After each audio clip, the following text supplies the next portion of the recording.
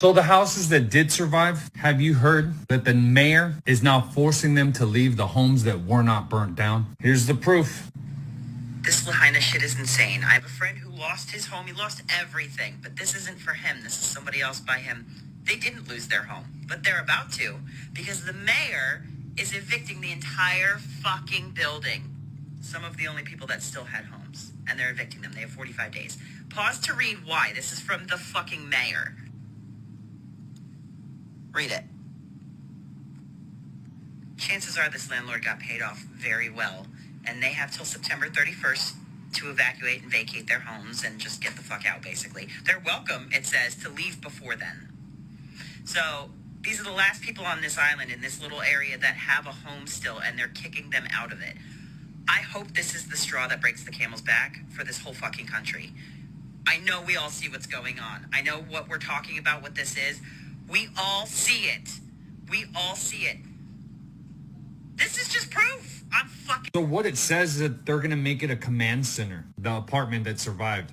This particular one. So the people that pay their taxes, don't worry about having a home. The government needs your home. So go ahead, prop up a tent. You can be homeless as long as the chief is doing good and the mayor. Nobody really gives a shit about the people. Is that how this is really supposed to work? Is government telling the people to get the fuck out of their homes? Is this what really everything's come to and nobody's going to do anything? The town burnt down under very mysterious circumstances. You got the water turned off. You got police blocking the roads where all the cars were burnt, which is very suspicious. You got no sirens. You got the guy responsible for the no sirens saying he's clearly proud that he didn't siren because then what? Then people would know there's a fire. You got melted metal, which doesn't happen in forest fires. And next to melted metal, you got standing umbrellas. You have the blockade of the supplies, you have the executive orders, and you have the governor, no joke. The governor is a keynote speaker for Agenda 2030, 100% wants to put out a mandate to make Hawaii 100% all electric, smart city in Maui. They don't hide it.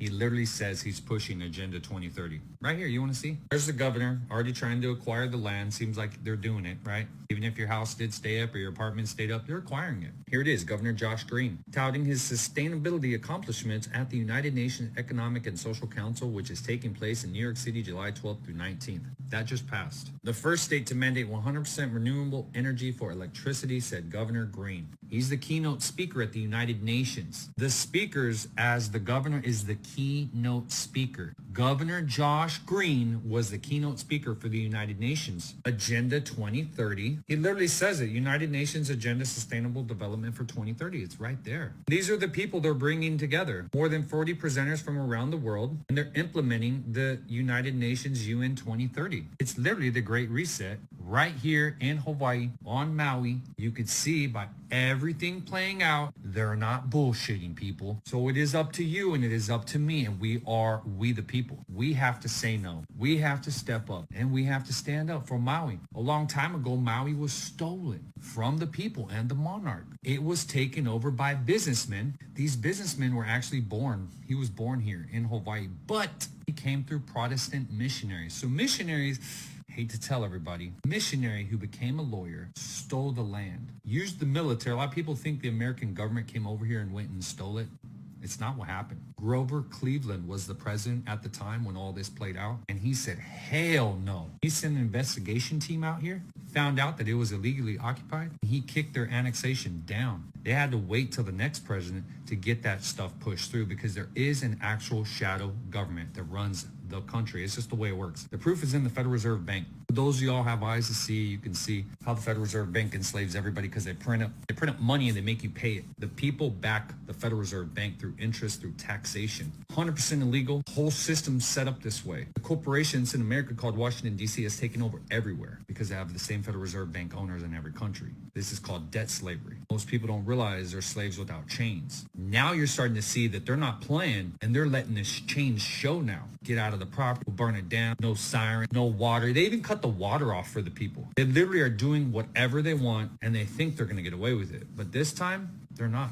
It's going to stop right here. And what was stolen from the people, we didn't know what they were doing here, stealing the land. None of us knew what was really going on. But now this is our chance to stand up for our fellow man, to do what's right, and to prevent the corporation from stealing these natives' land. This is our job and our duty. It's why we're here, guys. It's why you're here. It's why I'm here. And let's be the damn change, guys, because if we let this stuff continue, then it never stops. Stay on top of it. Educate yourself. Get prepared. Be ready to stand up, because there's no more fence straddling. If you've been on the fence just hoping and waiting it's going to all work out, it's not. It's going to wait for you to the moment you stand up and be the change. This isn't something that gets changed by the presidency, because I don't know if you've ever heard this. In history of all governments, if a right is ever stripped from its people, it has never been returned. And the fact that everybody saw, no matter if you like Trump or hate Trump, there's no way he lost to Brandon. Brandon didn't even campaign. He stayed in his basement. Brandon can't hardly speak. It's impossible, dude. And yet the people allowed that to happen because there was never an uprising to make sure it was fixed. That is a loss of a right there. Fail to action, loss of a right. We're not getting the right back.